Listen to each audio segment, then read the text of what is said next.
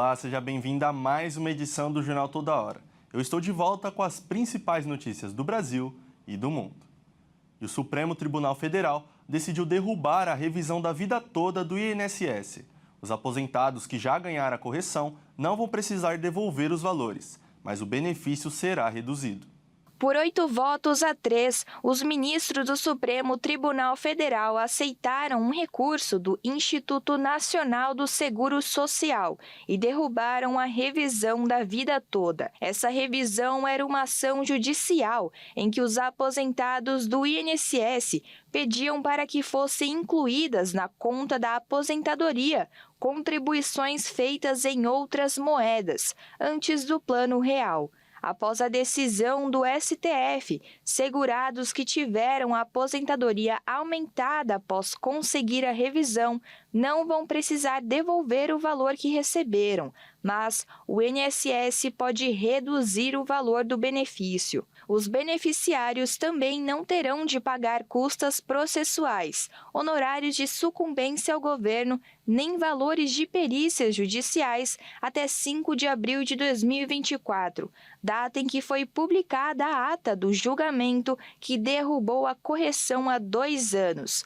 Cálculos apresentados pelo governo apontam que seriam gastos 480 bilhões de reais para pagar a correção, caso fosse aprovada. A conta feita pela Fazenda leva em consideração que o pagamento seria ampliado e não ficaria restrito apenas a quem ganhou ação na Justiça. O trabalhador pode se aposentar sem idade mínima ao completar o tempo de contribuição de 30 anos para a mulher ou de 35 anos para o homem. A carteira de trabalho e previdência social com anotações originais é o principal comprovante do tempo de contribuição para o INSS. Com 15 anos de contribuição, é possível se aposentar ao completar as idades de 60 anos para a mulher e 65 anos para o homem. Metade da população do estado de São Paulo está com abastecimento de água em risco devido à crise hídrica atual. O desabastecimento parcial atinge os 39 municípios da região metropolitana de São Paulo, incluindo a capital, e pelo menos 7 cidades do interior. Pelo ritmo das chuvas, abrir a torneira e não sair nada poderá ser a realidade de metade da população que depende da represa de Guarapiranga. O sistema de abastecimento da região sofre um risco real. Os reservatórios que abastecem São Paulo passam por um momento crítico. O volume de água despencou e os níveis chegaram aos piores índices em pelo menos 10 anos. As chuvas voltaram, mas continuam abaixo da média histórica. Os reservatórios não se reabastecem como deveriam e o histórico mostra que, sem chuvas fortes até março, a crise pode agravar ainda mais. Cantareira e o Alto do Tietê operam com menos de 30% da capacidade, o que acende um sinal vermelho para a região metropolitana. Com isso, cresce o risco de corte de fornecimento ou de forte redução da pressão da água nas torneiras.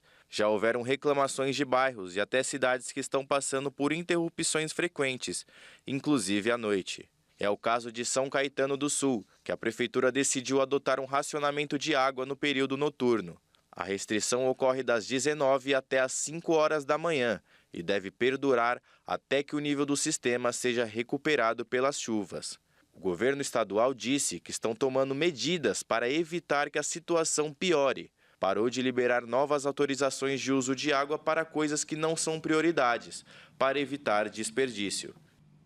O presidente dos Estados Unidos, Donald Trump, transformou um simples ritual de Washington em uma provocação política, ao conceder perdão a 2 perus na cerimônia anual de ação de graças na Casa Branca.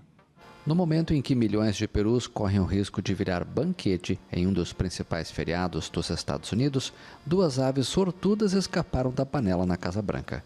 Este ano, os perus Gubble e Waddle foram os animais escolhidos para serem perdoados. Desde a época de Abraham Lincoln, os presidentes americanos evitam que perus sortudos se tornem o prato principal do Dia de Ação de Graças, embora a cerimônia só tenha se tornado uma tradição anual quando John Kennedy a oficializou em 1963. Mas Trump transformou a cerimônia em uma provocação política. No evento, não poupou críticas a seus opositores. Os perus que estão sendo perdoados hoje atendem pelos nomes de Cubble e Waddle. Quando vi a foto deles, pela primeira vez pensei que deveríamos... Bem, não deveria dizer isso. Eu ia chamá-los de Chuck e Nancy. Mas aí percebi que não os perdoaria.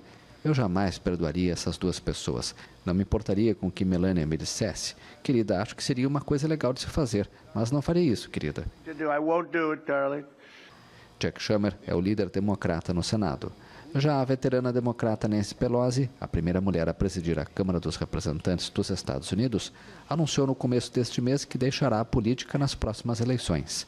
A chegada ao poder do republicano Trump a transformou em uma política combativa, disposta a confrontar o polêmico republicano em todos os âmbitos. O presidente também disparou seus ataques contra Chicago, insistindo mais uma vez que poderia acabar com a criminalidade na terceira maior cidade dos Estados Unidos se o governador de Illinois, J.B. Pritzker, a quem chamou de gordo e preguiçoso, simplesmente lhe permitisse enviar tropas federais. Durante um evento no Rio de Janeiro, o governo federal anunciou que mais de 8 milhões de turistas internacionais visitaram o Brasil esse ano. Além disso, 2 turistômetros foram instalados para a população acompanhar a chegada de pessoas no país.